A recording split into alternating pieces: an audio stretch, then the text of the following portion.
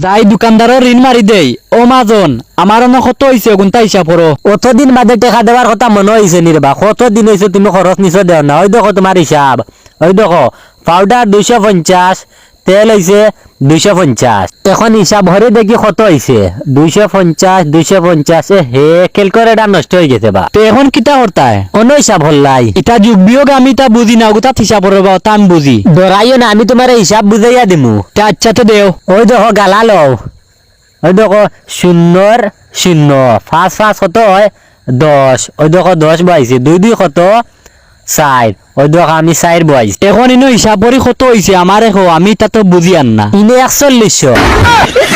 বুঝলাম না 250 হিসাব করে কোনবা 41 হয়ে গেল, অত টাকা আসেনি লোকে দেখি তাহলে ঋণ মারিয়া যাইম কি।